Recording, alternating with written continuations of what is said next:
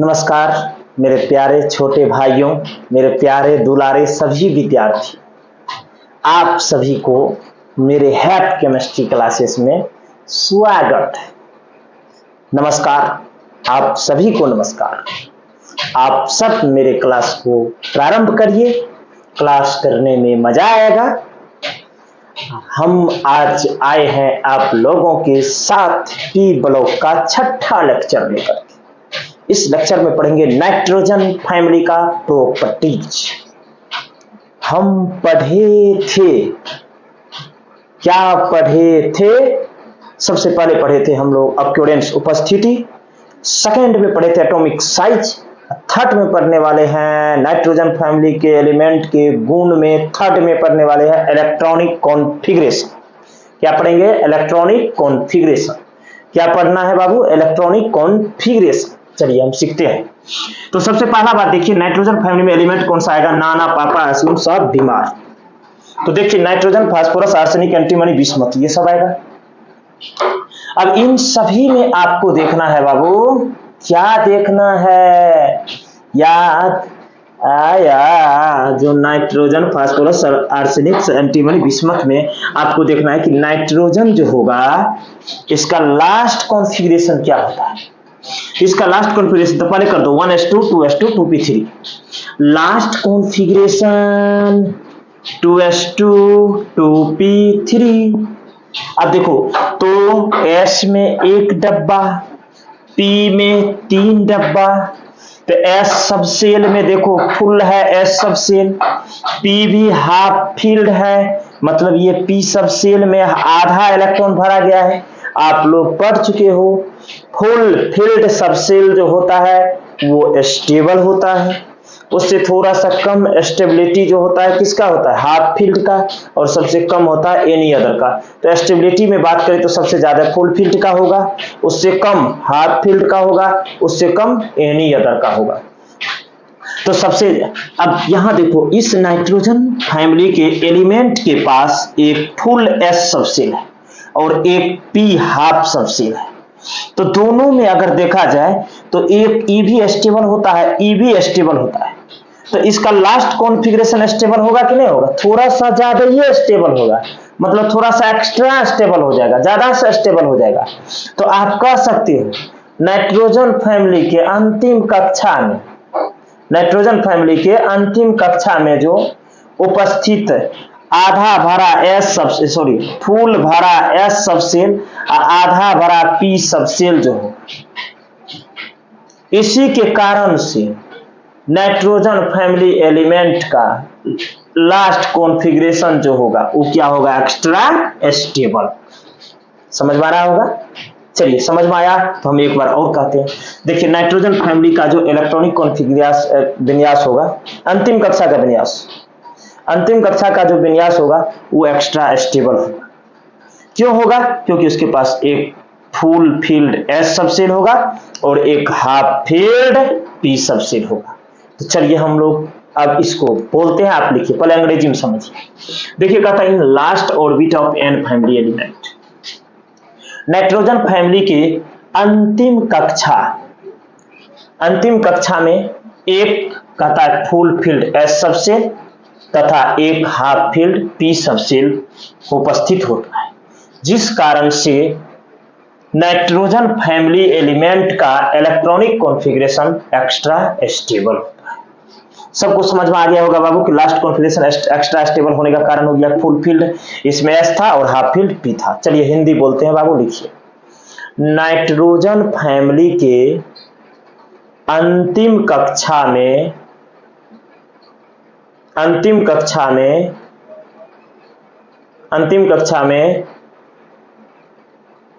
Full field एक S subshell तथा half field एक पी सबसेल उपस्थित होते हैं। नाइट्रोजन फैमिली के अंतिम कक्षा में हाफ फील्ड एक एस सबसेल तथा फुल फील्ड एस सबसेल तथा हाफ फील्ड एक पी सबसेल,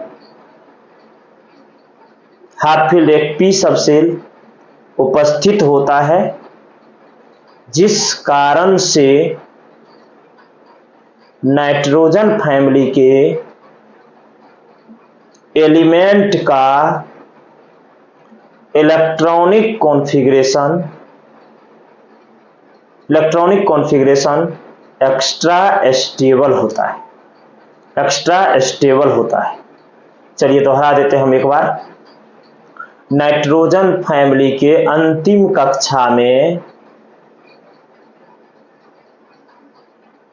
कक्षा में फुल फील्ड एक एस सबसेल तथा हाफ फील्ड एक पी सबसेल उपस्थित होता है, जिस कारण से नाइट्रोजन फैमिली के इलेक्ट्रॉनिक कॉन्फ़िगरेशन एक्स्ट्रा स्टेबल होता है।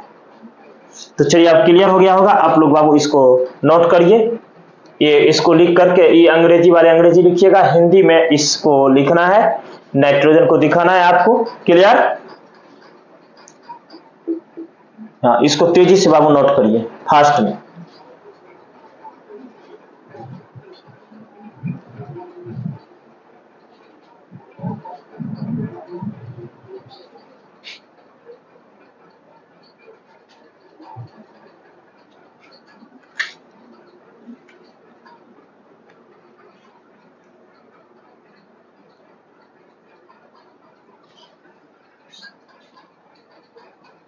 चलिए हो गया होगा सबका बाबू, सबका कंप्लीट, किसी को कोई डाउट नहीं होगा। चलिए हम लोग अब मिटाते हैं।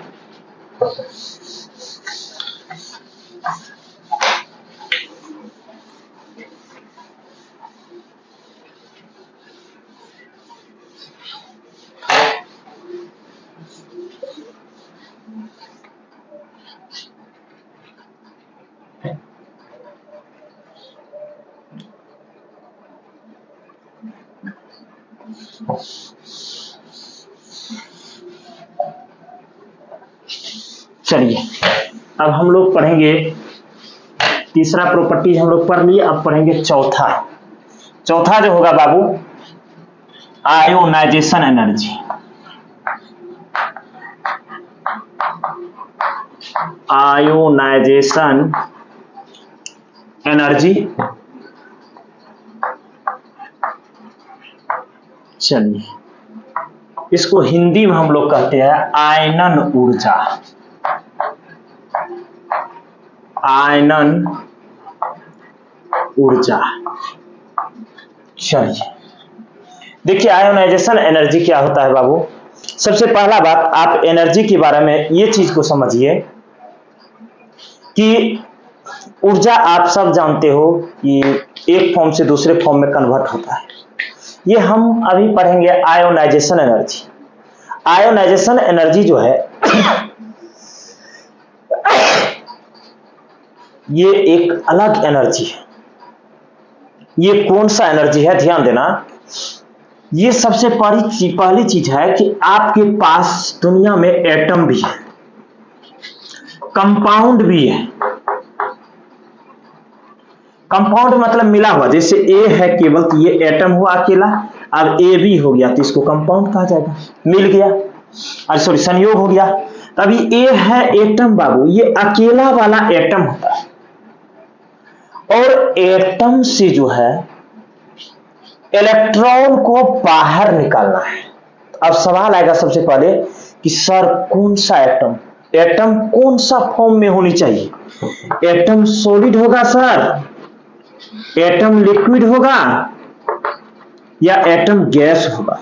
बाबू ध्यान से सुनो, आपको एटम से इलेक्ट्रॉन निकालना है, कंपाउंड से नहीं, सबसे पहली चीज है। और इस कंपाउंड से भी नहीं निकालना है, कंपाउंड से तो नहीं निकालना है। तो कहिए सर एटम जब होगा तो कंपाउंड से आप नहीं निकालिएगा, तो क्यों नहीं निकालिएगा? तो ध्यान से इसी कारण को हम समझा रहे बाबू। एटम में आपका ये सॉलिड है, लिक्विड है, ये गैस है। सब जानते हैं बाबू कि हमको न ये एनर्जी जो दिया गया आयनाइजेशन एनर्जी, ये इलेक्ट्रॉन को बाहर निकालने वाला मिनिमम एनर्जी है, न्यूनतम ऊर्जा है। कम से कम जितना ऊर्जा में आपका इलेक्ट्रॉन बाहर निकल जाएगा, जितना ऊर्जा में आपका इलेक्ट्रॉन एटम से बाहर निकल जाएगा, उसी एनर्जी को कहा जाता है आयोनाइजेशन एनर्जी, आयनन ऊर्जा। अब जरा ध्यान दो बाबू कि ये जो एटम है, अब ये एटम आप पूछिए सर सॉलिड होगा कि लिक्विड होगा कि गैस, तो हम बोले एटम से इलेक्ट्रॉन निकालने वाला बाबू एनर्जी है, ये सॉलिड एटम है आपका। अब इस एटम को आपने एनर्जी दी, तो सबसे पहले बाबू सब जानते हो कि इलेक्ट्रॉन तक पहुंचने के लिए आपको गैस के पास जाना पड़ेगा, क्योंकि इसको जब आप एनर्जी दोगे, आपका एटम अगर सॉलिड फॉर्म में रहा तो बाबू तुरंत ये एनर्जी लेगा और ये चला जाएगा कौन सा फॉर्म में, लिक्विड फॉर्म। तो ये जो एनर्जी दिया सॉलिड को, वो चला गया लिक्विड में, इलेक्ट्रॉन बाहर नहीं हो पाया। चलिए, अगर आपने लिक्विड को एनर्जी दिया तो लिक्विड कन्वर्ट हो जाएगा किस चीज में, गैस में, कोई इलेक्ट्रॉन आपका बाहर नहीं होने वाला। अब तो फाइनली समझ में आ गया होगा कि आपका सॉलिड से इलेक्ट्रॉन निकल ही नहीं सकता, आपका एटम सॉलिड होनी ही नहीं चाहिए, आपका एटम लिक्विड भी होनी ही नहीं चाहिए, क्योंकि लिक्विड को जब एनर्जी दोगे तो चला जाएगा गैस में। तो कहिए सर गैस तो होता है बंजेरा बाबू, गैस तो पहले से सब भटकता है। अब इस गैस तो सब फैला फैला रहता ही है, सब दूर दूर। अब इस गैस को तुम एनर्जी दे रहे हो, जब तुम गैस को एनर्जी दीजिएगा तब सपोज दैट इस एटम को आप एनर्जी दे रहे हो, न्यूक्लियस है, ये ऑर्बिट हुआ पहला, ये दूसरा ऑर्बिट हुआ, आप क्या कर रहे हो, इस एटम को अब एनर्जी दे रहे हो, गैस फॉर्म में दे रहे हो। अब गैस तो कोई चीज में कन्वर्ट होने की चांस है नहीं, जो ये लिक्विड में चला जाएगा या सॉलिड में, कुछ तो होगा ही नहीं। तो आपको एनर्जी देना है कौन सा एटम में, गैसवस एटम को। कौन सा एटम, याद करिए बाबू, गैसवस एटम होनी चाहिए आपका, गैसवस एटम आपका होना चाहिए आयनाइजेशन एनर्जी के लिए। सबका कॉन्सेप्ट क्लियर, कौन सा एटम लोगे, गैसवस एटम। अब फाइनल हो गया, गैसवस एटम हमको लेना है, कोई भी गैसवस एटम ले लेना है। तो कहिए सर कंपाउंड, तो बाबू ये कंपाउंड है ए और बी। आप सब जानते हो कि जब कंपाउंड बनता है तो बॉन्ड बनता है, और जब आप इसको एनर्जी दोगे इस कंपाउंड को, तो ये इलेक्ट्रॉन नहीं बाहर निकलेगा, ये बॉन्ड टूटने में एनर्जी ले लेगा। और जब ये बाबू बॉन्ड टूटने में एनर्जी ले लेगा तो ये होता है बॉन्ड डिसोसिएशन एनर्जी, बॉन्ड तोड़ने वाला ऊर्जा हो गया, आपका आयनाइजेशन एनर्जी नहीं होगा। तो याद रखिएगा, ना कंपाउंड में आयनाइजेशन एनर्जी आप पढ़ा सकते हो, ना सॉलिड ना लिक्विड, जाओगे कौन सा एटम में, गैसवस में। तो चलिए हम लोग आते हैं गैसवस एटम में। तो गैसवस में जब जाओगे बाबू, तो गैसवस में जाने के बाद अब देखो क्या होता है, तुम जरा ध्यान लगाना। अब देखिए ये एटम है बाबू, इसको ना पूरे ध्यान से समझना है, ये एटम है। इस एटम में कौन घूमता है हमको बताइए, इलेक्ट्रॉन घूमता है, सॉरी ये ऑर्बिट में कौन घूमता है, इलेक्ट्रॉन। बाबू ऑर्बिट में इलेक्ट्रॉन तभी घूमता है जब इस ऑर्बिट के एनर्जी से इलेक्ट्रॉन का एनर्जी मैच करता है, तभी ये इलेक्ट्रॉन इसमें घूमता है। और ये इलेक्ट्रॉन इसमें इसलिए घूम रहा है कि इस ऑर्बिट से इस इलेक्ट्रॉन का एनर्जी मैच कर रहा है। अब आप जरा ध्यान दीजिए बाबू कि अब आपके पास ये ऑर्बिट है, ये भी ऑर्बिट है, ये भी ऑर्बिट है। अब सपोज जरा ध्यान लगाइए, अब आप देखिए न्यूक्लियस है, न्यूक्लियस में होता है कौन चार्ज बाबू, प्लस, इलेक्ट्रॉन पर कौन चार्ज होता है, माइनस। अब अगर आपने एनर्जी दी, अब ये सब जानते हो कि बाबू इलेक्ट्रॉन जो इसमें तब तक घूमेगा जब तक इसको आप एक्स्ट्रा एनर्जी नहीं देते हो। सपोज दैट मान लो कि इस ऑर्बिट का एनर्जी जो है ये है 20 जूल, इसका है बाबू 40 जूल, इस ऑर्बिट का एनर्जी, इसका ना, इसका समझिए कि इसका एनर्जी जो है, इसका है 60 जूल, इसका है 80 जूल और इसका है 100 जूल एनर्जी।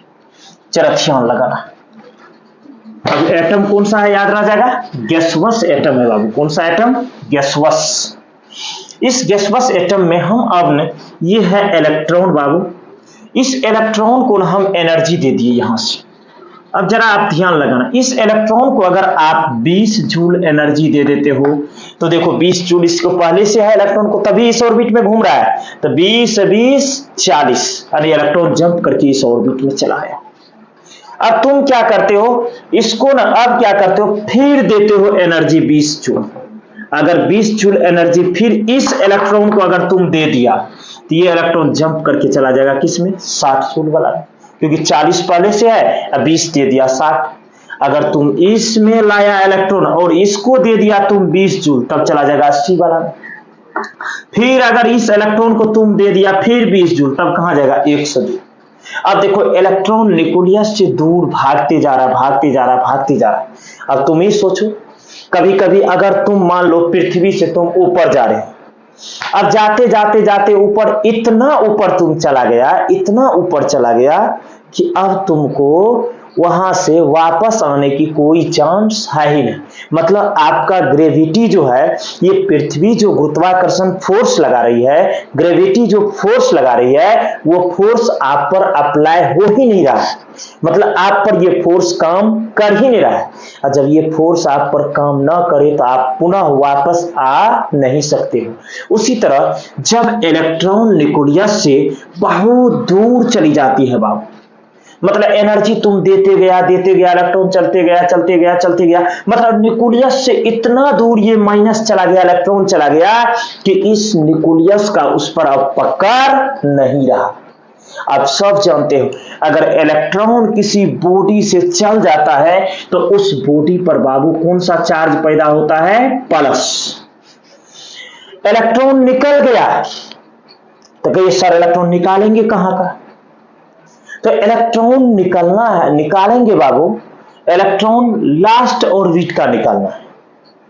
कौन ऑर्बिट का, लास्ट, सॉरी लास्ट ऑर्बिट का, तो लास्ट इलेक्ट्रॉन तो लास्ट ऑर्बिट में होता है, तो हमको निकालना है लास्ट इलेक्ट्रॉन को पहले।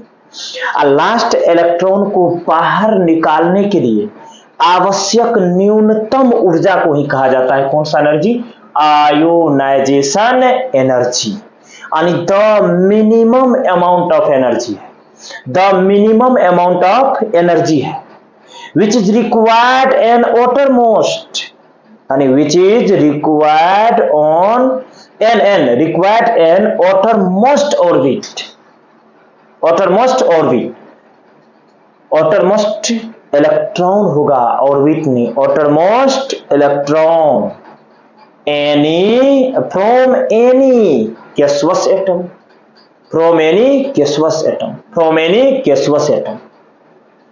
तो किसी गैसवस एटम के अंतिम इलेक्ट्रॉन, किसी गैसवस एटम के अंतिम इलेक्ट्रॉन को बाहर निकालने के लिए न्यूनतम आवश्यक एनर्जी को ही कहा जाता है आयोनाइजेशन एनर्जी। अब कहिए सर न्यूनतम क्या हुआ, अब जरा यहां ध्यान लगाना बाबू, हम बता रहे न्यूनतम क्या हुआ एनर्जी।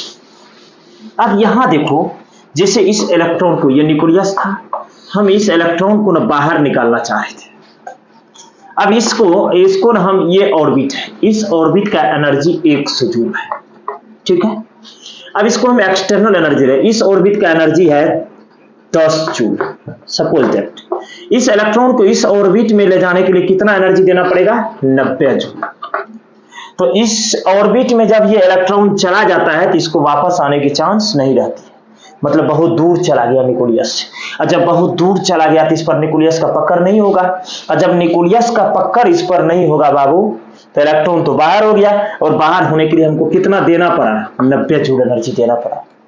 अगर आप सपोज दैट मान लीजिए कि आपका इलेक्ट्रॉन 90 जूल देने पर बाहर निकला, कम से कम 90 जूल चाहिए तब ये बाहर निकल सकता है इलेक्ट्रॉन, तो इसका मतलब है कि ये जो मिनिमम एनर्जी है, न्यूनतम एनर्जी है, इसको कहा जाएगा कौन सा एनर्जी, आयोनाइजेशन एनर्जी।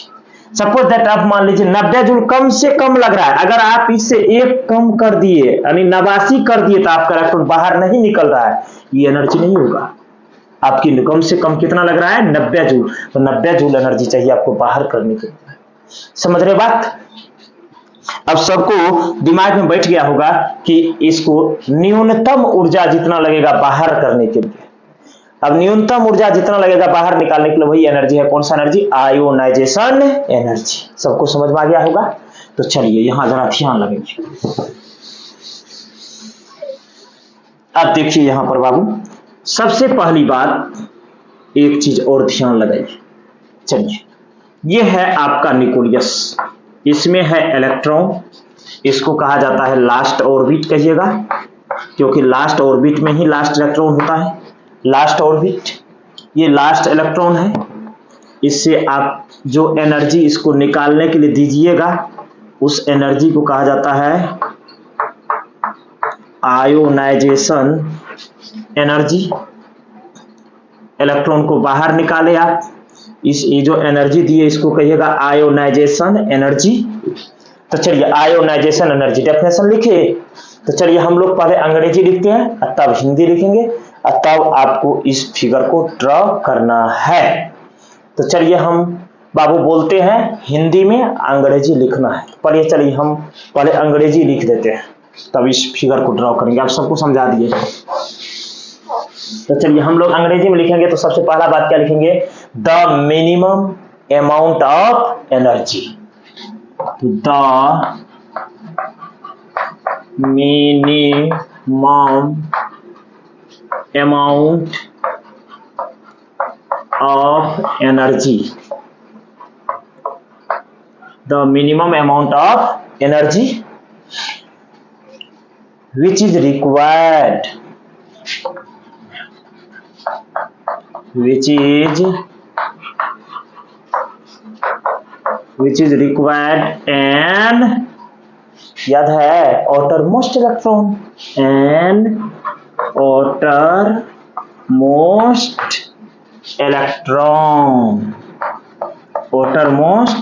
electron यहां तक क्लियर? इन फ्रॉम एनी कौन? Gaseous atom, from any gaseous atom, from any gaseous atom. समझ पा रहा बाबू?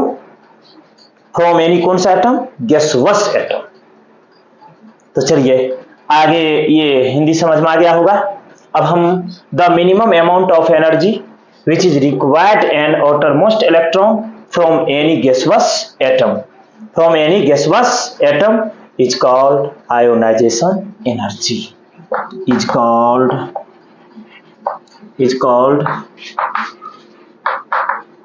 ionization energy। चलिए हिंदी बोल देते हैं, लिखिए बाबू। किसी गैसवस एटम, लिख रहे हो ना? किसी गैसवस एटम, क्लियर? किसी गैसवस एटम के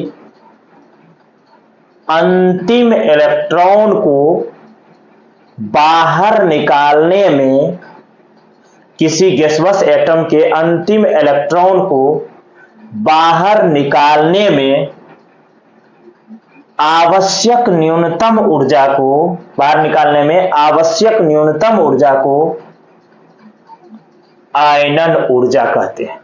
आवश्यक न्यूनतम ऊर्जा को आयनन ऊर्जा कहते हैं। क्लियर? चलिए इस फिगर को बाबू ड्रॉ कर लीजिएगा। चलिए ये है लास्ट ऑर्बिट, ये है न्यूक्लियस, इसको कहिएगा लास्ट ऑर्बिट। इसमें जो इलेक्ट्रॉन है, इस इलेक्ट्रॉन को क्या करना है? बाहर निकालना है एटम से। और इसको जो एनर्जी आप दिए हैं उस एनर्जी को कहिएगा आयोनाइजेशन एनर्जी। क्लियर?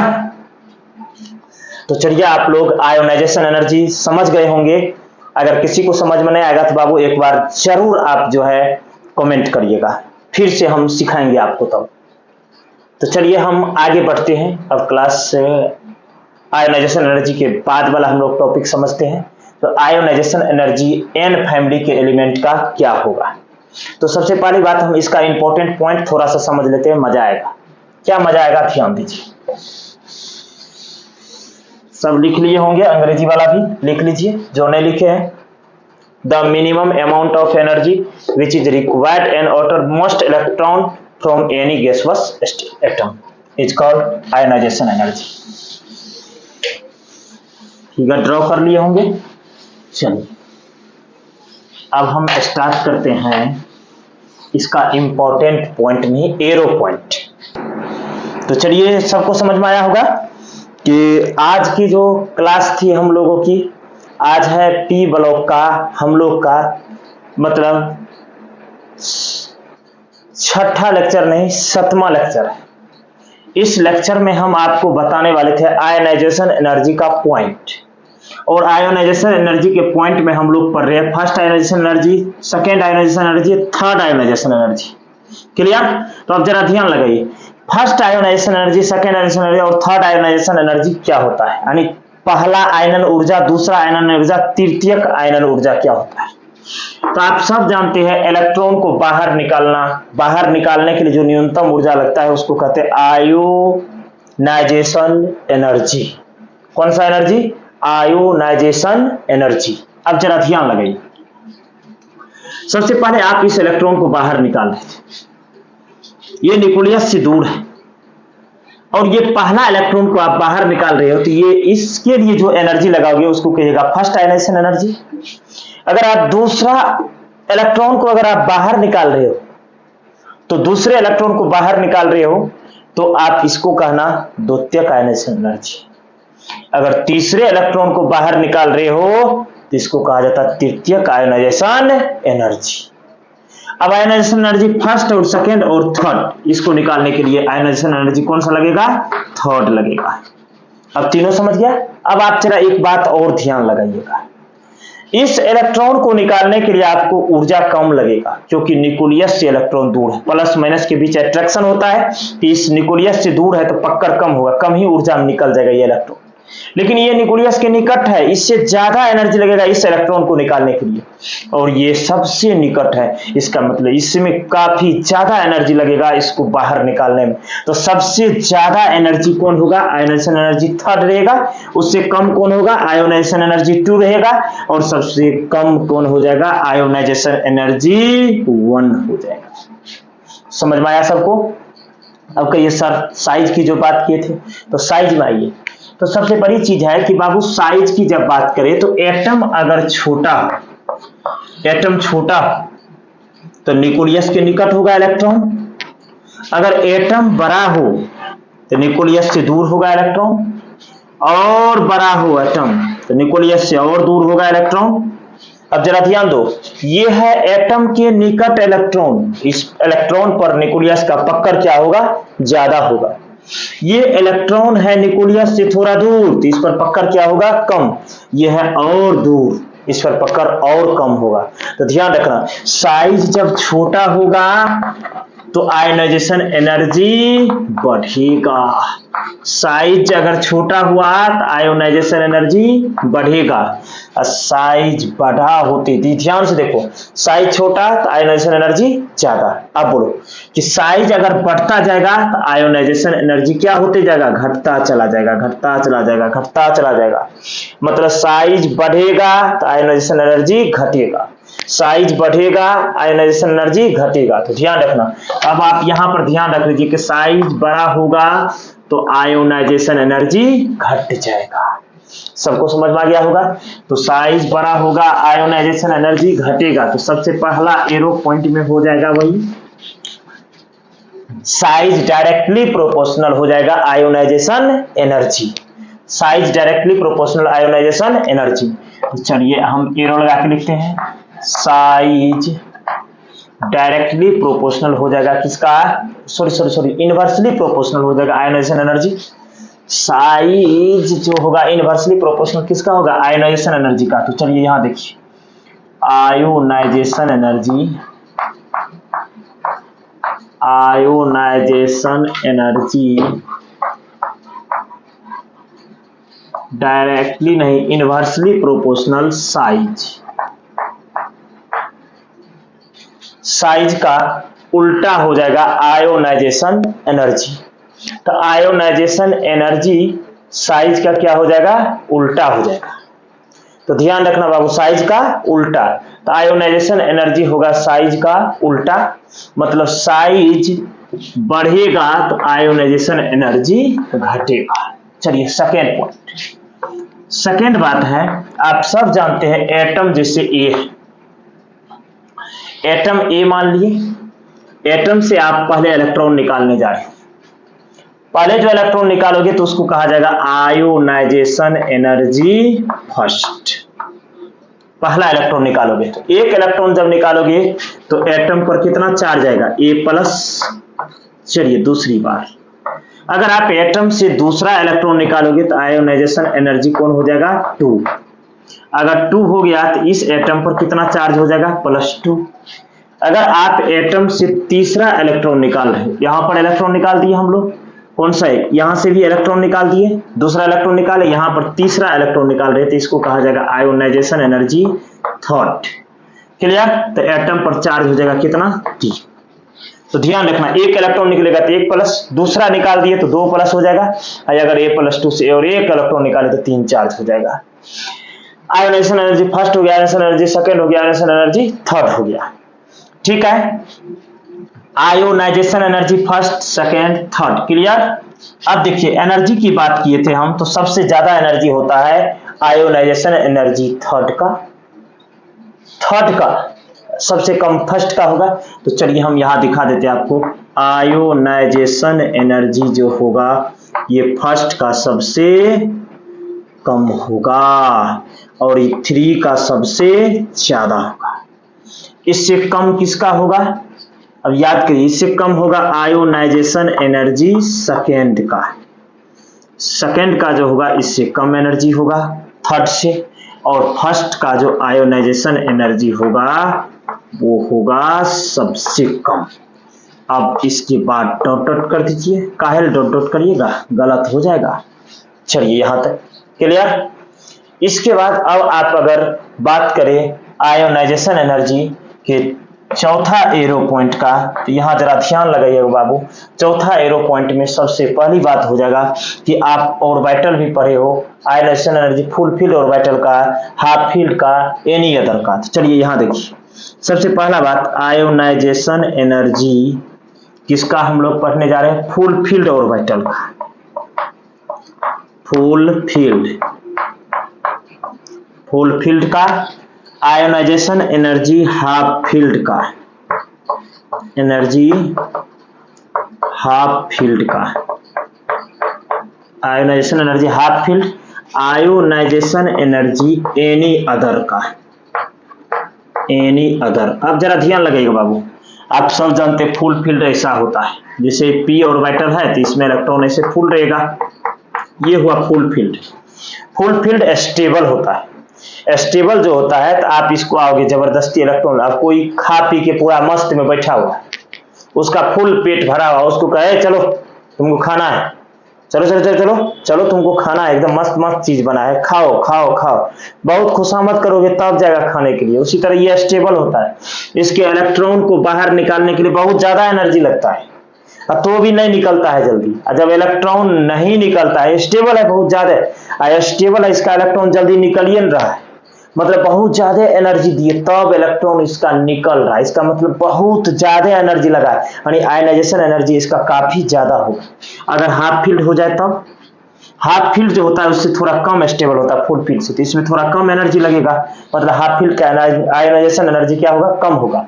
और एनी अदर जो होगा तो फुस होगा, मतलब ये आसानी से निकल सकता है इलेक्ट्रॉन इसमें, क्योंकि अलग अलग अंदाज में इसका घर नहीं है, सब सेम घर नहीं है, सब अलग अलग टाइप से दिखता है, तो इसमें से आसानी से आप निकाल सकते हैं, खींच सकते हैं इलेक्ट्रॉन को। तो ध्यान रखना सबसे ज्यादा आयोनाइजेशन एनर्जी होगा किसका, इसका फुल फील्ड का, और उस सबसे कम किसका हो जाएगा, एनी अदर का हो जाएगा। अब सबको समझ में आ गया होगा कि सबसे ज्यादा आयोनाइजेशन एनर्जी फुल फील्ड का, हाफ फील्ड का उससे कम, और आयोनाइजेशन एनर्जी सबसे कम हो जाएगा एनी अदर का। क्लियर? तो चलिए बाबू, अब तो आप लोग नींद कहीं नहीं ना आ रहा है, तो चलिए नींद नहीं आ रहा है तो आगे की हम लोग अब पढ़ाई करते हैं, आयनाइजेशन एनर्जी एंड फैमिली में देखते हैं। चलिए सबको नोट कर लीजिए आप लोग, ऊपर वाले कर लिए होंगे। चलिए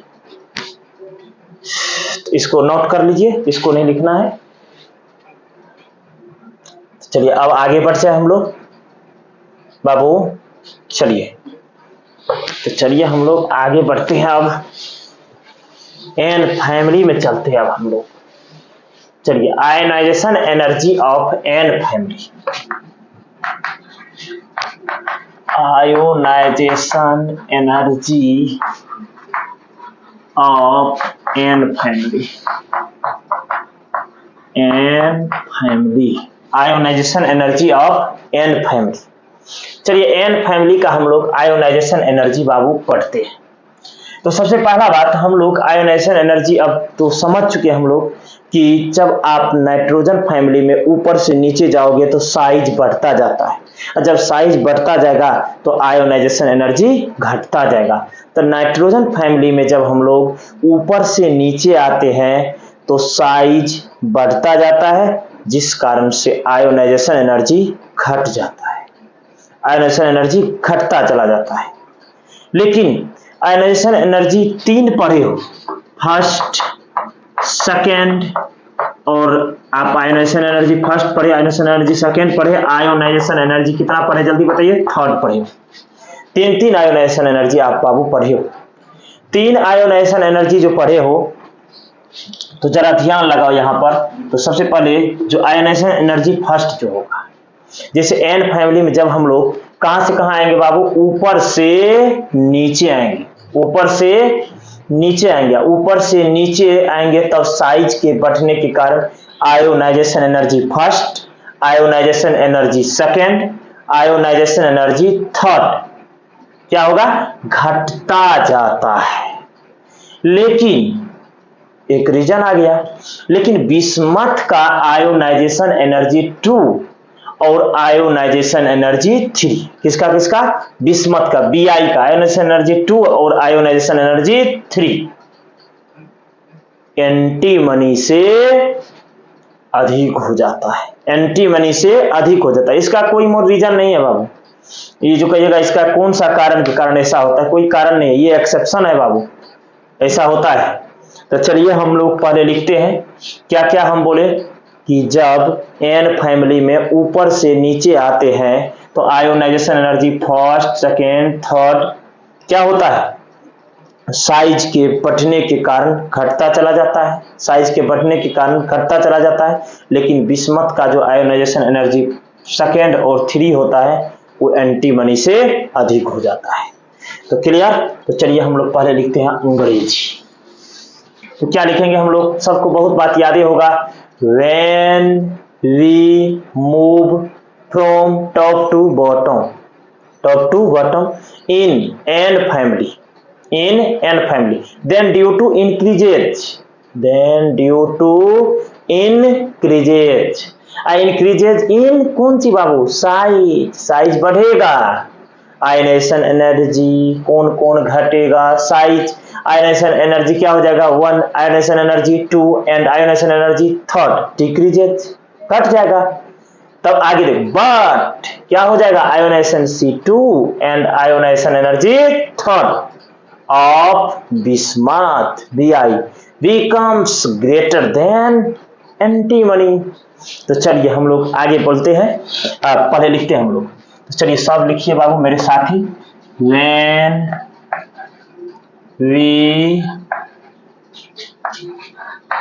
move, लिखोगे ना, from top टू मतलब क्या होता है आप सबको पता होगा, टॉप टू बॉटम। हाँ तुम लोग का चेहरा तो नहीं है दिखेगा, bottom in an family in an family, ठीक है। then due to increases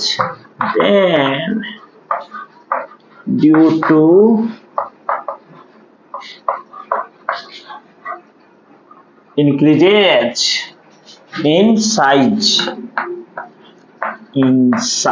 increase in size बढ़ता है। अब घटेगा क्या क्या देख लो ध्यान से, ionisation energy first, ionisation energy second, and ionisation energy third, ionisation energy third. Clear? decreases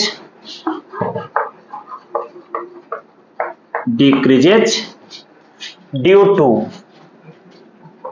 कारण, क्या कारण है सबको पता होगा, डिक्रीजेज। अब तो देखिए ये तो घटता चला जाएगा, अब कारण आगे नहीं, बट कौन कौन घटेगा याद है कि नहीं याद है? ये तो डिक्रीज होगा, बट किसका किससे ज्यादा होगा सबको याद होगा, किससे किसका ज्यादा होगा, एंटीमनी से बिस्मथ का ज्यादा होगा। अब देख लीजिए ना इसके बाद क्या रीजन है, यहां तक लिख लिए, बट आगे क्या हो जाएगा, but ionisation energy 2, ionisation energy 2 and ionisation energy third, ionisation energy third of bismuth, Bi bismuth becomes greater than antimony, becomes greater than antimony, Sb। Clear? तो चलिए हम हिंदी बोल देते हैं बाबू, धराधर आप लोग लिखिए। चलिए हिंदी वाले लिखिए, फास्ट हम बोलते हैं, लिखिए। एन फैमिली में जब हम लोग ऊपर से नीचे जाते हैं, ऊपर से नीचे जाते हैं, तब साइज के बढ़ने के कारण ionisation energy first, ionisation energy 2 तथा आयोनाइजेशन एनर्जी थर्ड घटता जाता है। लेकिन Bi का आयनाइजेशन एनर्जी 2, लेकिन Bi का आयनाइजेशन एनर्जी 2 तथा आयोनाइजेशन एनर्जी 3 यानी थर्ड Sb से अधिक होता है, Sb से अधिक होता है, Sb से अधिक होता है। क्लियर? चलिए अब आगे हम लोग समझते हैं अगला टॉपिक। ये सबको अंग्रेजी में हो गया होगा। अब देखिए यहां पर हम आपको दिखा देते हैं इसका क्या कंडीशन है।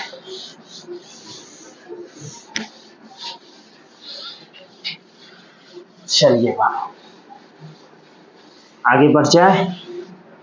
आगे अगर करना होगा, आगे हम लोग क्या करेंगे बाबू, तो सबसे पहला बात देखो तुम लोग ध्यान से बाबू, देखिए ये था नाना, पापा, असलम सब बीमार। हम क्या क्या बोले ध्यान लगाइए।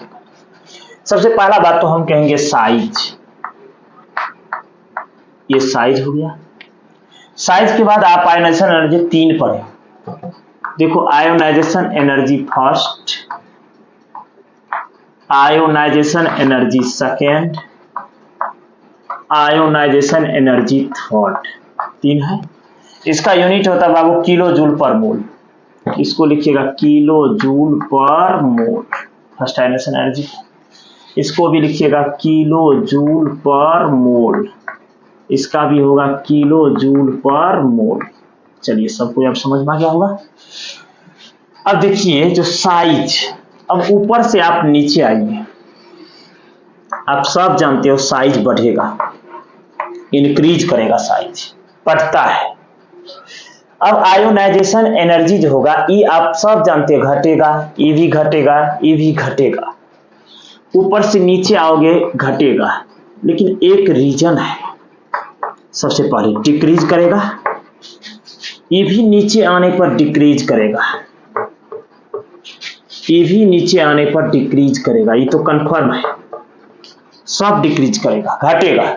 साइज बढ़ रहा है तो ये घटेगा पक्का, लेकिन कितना घटेगा यहां ध्यान से देखो। आयनाइजेशन एनर्जी फर्स्ट जो होता है नाइट्रोजन का जो होता है, नाइट्रोजन का जो होगा बाबू, नाइट्रोजन का जो होगा तो ये देखो सबसे पहला जो होता है इसका नाइट्रोजन का होता है 1402 फर्स्ट एनर्जी जो होता है, आयनाइजेशन एनर्जी फर्स्ट। ये होता है इसका जो ई, तो नाइट्रोजन का बात हो गया। फास्फोरस का जो ई होता है बाबू, ई होता है, ध्यान रखना कि 1012 होता है। इसका जो होता है बाबू, ध्यान रखना, 947 होता है। इसका जो होगा बाबू 947, इसका 834 होता है। और विस्मत का जो होता है बाबू, ये ध्यान रखना, 703 होता है। ये हुआ आपको कौन सा, ये फर्स्ट आयनाइजेशन एनर्जी। ये देखो जो ऊपर से नीचे आने पर घट रहा है, 14 से 2 है, 1012, 947, 834, 703 घट रहा है। लेकिन इस आयनाइजेशन एनर्जी 2 को देखो बाबू क्या होता है। आयनाइजेशन एनर्जी 2 को देखो, इसका तो होता है नाइट्रोजन का 2856, इतना किलो जूल पर मोल होता है। इसका होता है 1903 होता है बाबू। इसका 1798 होता है। इसका जो होगा 1595 होता है बाबू, याद रह जाएगा। इसका 1610 होता है। अब देखो क्या हो गया, अरे ये तो 2856, 1903, 1758, 1595 घटते जा रहा था। हे या देखो ये एंटीमनी का 1595 है, बिस्मत का हो गया 1610। आयनाइजेशन एनर्जी 2 हो गया ज्यादा, किससे, एंटीमनी से ज्यादा हुआ है, एसबी से ज्यादा हुआ है, लेकिन घटना चाहिए एसबी से ज्यादा हो गई। यह है एक्सेप्शन बाबू, याद रखना। अब इसमें भी वही बात है, इसमें अगर आते हो थर्ड में तो यह है 4577। अब इसमें जब जैसे आते हो तो ये 2910 होता है, याद रखना। ये जो इसके बाद जब आओगे तो ये होता है 2736 बाबू, 2736। इसमें जब आओगे तो ये होता है बाबू 2443। और उसके नीचे जब आओगे तो ये होता है 2466। अब लो, यहां से ठीक ही आ रहा था, घटते जा रहा था, घटते जा रहा था, यहां आके बढ़ गया। यानी एंटीमनी से बढ़ा है, देखो इससे नहीं बढ़ पाया, नहीं इससे, नहीं इससे, केवल एंटीमनी से बढ़ा है बिस्मत का। इसलिए लास्ट में लिखे हम लोग, बिस्मत का आयनाइजेशन एनर्जी सेकेंड और थर्ड जो होता है वो एंटीमनी से ज्यादा होता है। तो सबको समझ में आ गया होगा। इस कॉलम को तुरंत बनाइए बाबू, आगे हम बढ़ेंगे। चलिए फास्ट में बनाइए आप।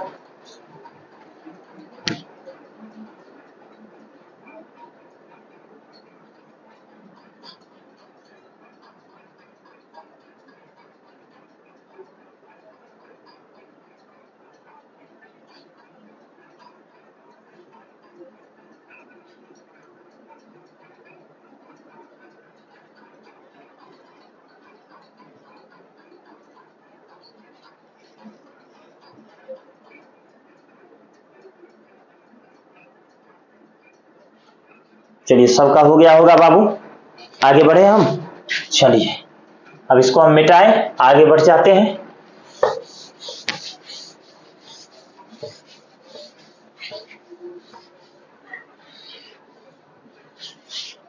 अब चलिए अब हम लोग बढ़ते हैं कौन सा प्रॉपर्टीज पर बाबू, पांचवा प्रॉपर्टीज पर। चलिए हम लोग चलते हैं 5 नंबर पर, इलेक्ट्रोनेगेटिविटी पर।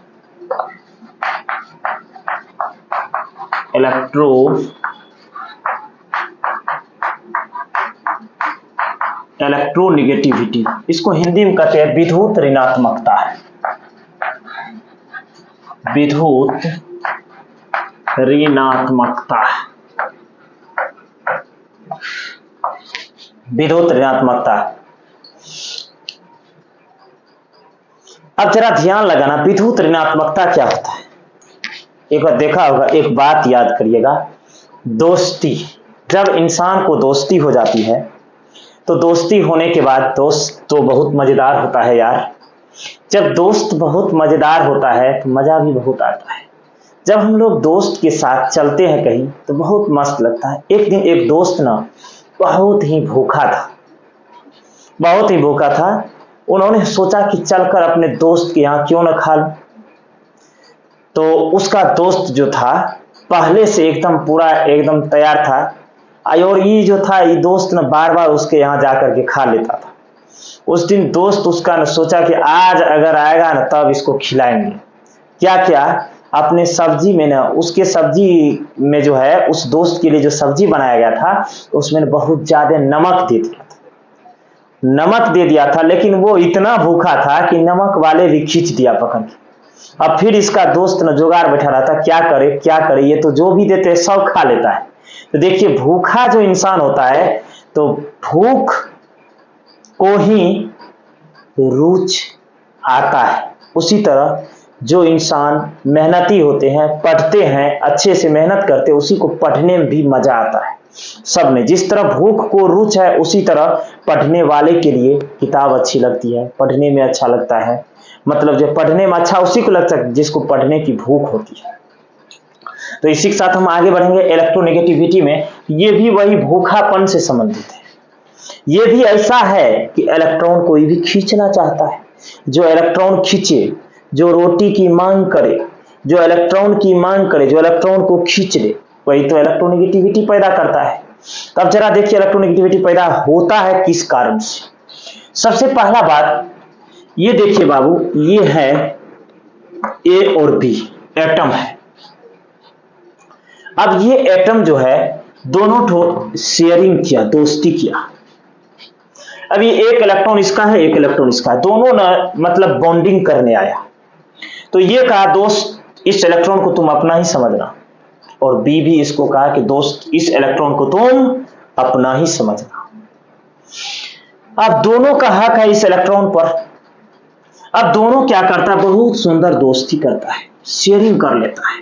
और इस एक इलेक्ट्रॉन पर, ये दोनों इलेक्ट्रॉन पर इसका भी हक है, और इस दोनों इलेक्ट्रॉन पर इस बी का भी हक है। अब जो ये इलेक्ट्रॉन हुआ, अब शेयरिंग में आ गया लग गया। इस इलेक्ट्रॉन को कहा जाता है शेयर पेयर इलेक्ट्रॉन। कौन इलेक्ट्रॉन बोलेंगे? Share pair electron. तो इस इलेक्ट्रॉन का नाम दीजिएगा बाबू शेयर। शेयर क्या बोलोगे? शेयर, उसके बाद पेयर, शेयर पेयर इलेक्ट्रॉन। कौन सा इलेक्ट्रॉन बोलोगे? Share pair electron. यह है शेयर पेयर इलेक्ट्रॉन। अभी जो शेयर पेयर इलेक्ट्रॉन होता है, ध्यान रखना बाबू, कौन सा electron? Share pair electron. Share pair electron जो होता है, अब ये दोनों एटम है। अब दोनों की इलेक्ट्रोनेगेटिविटी याद रखना कि अगर इलेक्ट्रोनेगेटिविटी सेम रहा, दोनों का इलेक्ट्रोनेगेटिविटी दोनों का सेम रहा, भूखापन दोनों का सेम रहा, तो कोई इलेक्ट्रॉन को खींच नहीं सकता है। अभी दोनों में सपोज दैट मान लो कि बी का इलेक्ट्रोनेगेटिविटी ज्यादा है। अब सपोज दैट मान लो कि राजपाल यादव और ग्रेट खल्ली का दोस्ती हो जाए। दोनों का अगर दोस्ती हो जाए तो आप सब जानते हो, और अगर ग्रेट खल्ली राजपाल यादव को एक बार दे दे बढ़िया से, तो राजपाल यादव दोहरा के ये नहीं पूछ सकता कि बाबू ऐसा क्यों किया। अगर पूछा भी कि आप हमको क्यों ऐसे मारे, तो कहेगा मुझे अच्छा लगता है। उसी तरह इलेक्ट्रोनेगेटिविटी जिसका ज्यादा होता है, इस शेयर पेयर इलेक्ट्रॉन को अपनी ओर आकर्षित करना चाहता है। अगर सपोज दैट मान लो कि इसमें इलेक्ट्रोनेगेटिविटी बी का ज्यादा है, किसका किसका? ये बी का, पीला वाला का। ये बी का इलेक्ट्रोनेगेटिविटी अगर ज्यादा है तो ये बी इस शेयर पेयर इलेक्ट्रॉन को अपनी ओर आकर्षित कर लेगा, और इस शेयर पेयर इलेक्ट्रॉन को अपनी ओर आकर्षित करना कहलाता है क्या? इलेक्ट्रोनेगेटिविटी। तो मतलब ये क्या हुआ, किसी मॉलिक्यूल्स में होता है, ये एटम में, किस एटम में नहीं, मॉलिक्यूल्स में होगा। ये मॉलिक्यूल्स है बाबू, ये मॉलिक्यूल्स में ये कौन हुआ? ए एटम और बी एटम के बीच ये झगड़ा चल रहा था। बी इसको खींचना चाह रहा था क्योंकि बी इससे ज्यादा इलेक्ट्रोनेगेटिव था। तो किसी मॉलिक्यूल्स में होगा, और मॉलिक्यूल्स में किस में होगा? एटम। तो किसी मॉलिक्यूल्स में एटम का एक प्रॉपर्टीज हो गया, गुण हो गया। तो किसी मॉलिक्यूल्स में एटम का वह गुण, किसी मॉलिक्यूल्स में एटम का वह गुण, किसी मॉलिक्यूल्स में एटम का वह गुण जिस गुण के कारण वह शेयर पेयर इलेक्ट्रॉन को अपनी ओर आकर्षित कर लेता है, शेयर पेयर इलेक्ट्रॉन को अपनी ओर आकर्षित कर लेता है, उसे ही कहा जाता है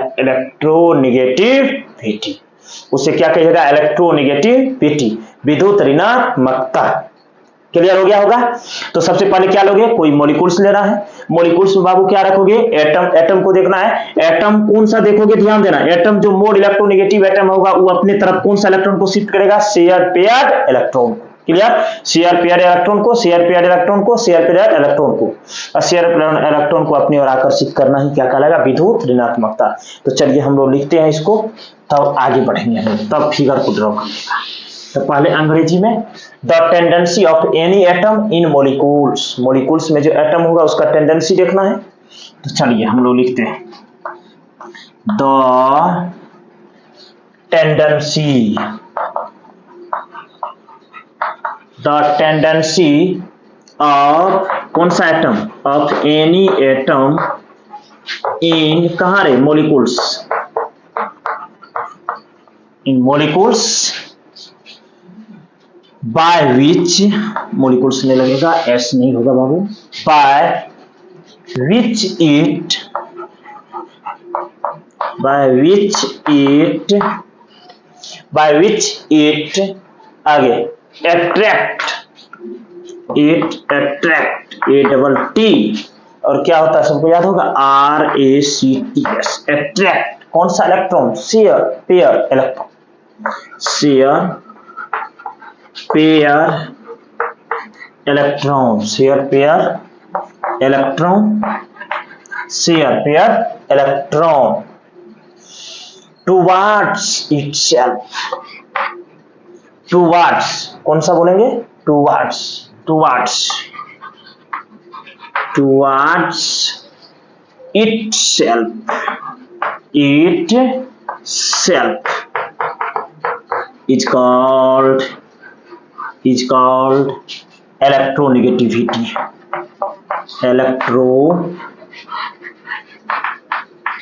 electronegativity। चलिए क्लियर। अब जरा ध्यान लगा बाबू, एक बार अंग्रेजी और पढ़ देते हैं। The tendency of any atom in molecule by which it attract share pair electron towards itself is called electronegativity. सब समझ गए होंगे। किसी मॉलिक्यूल्स में एटम के, किसी मॉलिक्यूल्स में जो एटम होगा, क्या क्या बोले, किसी मॉलिक्यूल्स में एटम का वो प्रॉपर्टीज होगा, वो गुण होगा जिस गुण के कारण एटम शेयर पेयर इलेक्ट्रॉन को अपनी ओर आकर्षित कर लेता है।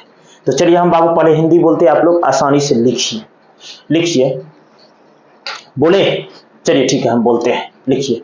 किसी मॉलिक्यूल में, किसी मॉलिक्यूल में एटम का वह गुण, एटम का वह गुण जिस गुण के कारण, जिस गुण के कारण, जिस गुण के कारण वह शेयर पेयर इलेक्ट्रॉन को, वह शेयर पेयर इलेक्ट्रॉन को अपनी ओर आकर्षित कर लेता है, शेयर पेयर इलेक्ट्रॉन को अपनी ओर आकर्षित कर लेता है, उसे विद्युत ऋणात्मकता कहते हैं, उसे विद्युत ऋणात्मकता कहते हैं। चलिए अब आप अंग्रेजी वाला अंग्रेजी लिख लिए होंगे, तो चलिए हम आगे बढ़े। चलिए बाबू रेडी हो जाइए, हम लोग 5वां प्रॉपर्टीज में है।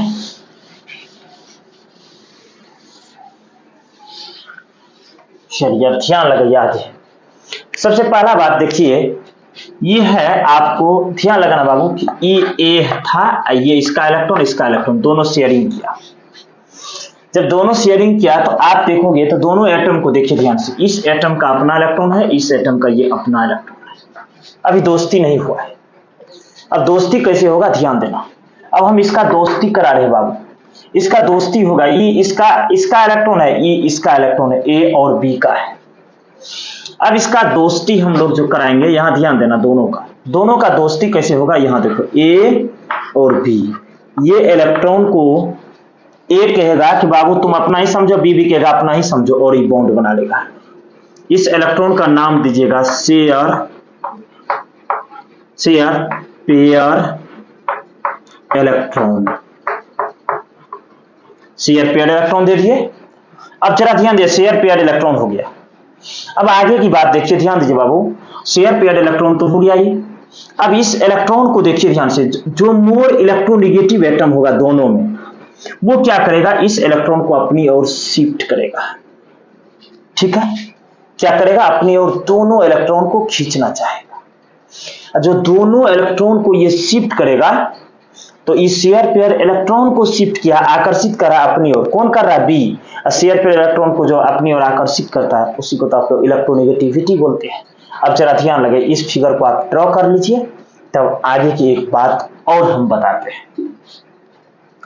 अब दोनों में ध्यान देना, इलेक्ट्रोनेगेटिविटी किसका ज्यादा है बाबू, बी का, इसलिए बी शिफ्ट किया है। तो यहां लिख देना व्हेन, तब याद रहेगा इलेक्ट्रोनेगेटिविटी किसका ज्यादा है, इलेक्ट्रोनेगेटिविटी किसका ज्यादा है बाबू, कि ए से ज्यादा है किसका, बी का, इसलिए बी इलेक्ट्रॉन को खींचा है। तो यहां पर लिख देना इलेक्ट्रोनेगेटिविटी कौन हो जाएगा, बी, ए और बी। तो बी का इलेक्ट्रोनेगेटिविटी क्या है, ज्यादा, ए का क्या है, कम। वेरी गुड, अब सबको समझ में आया होगा। चलिए इसको नोट करिए, तब हम लोग सीरीज में चलते हैं ऊपर से नीचे की ओर।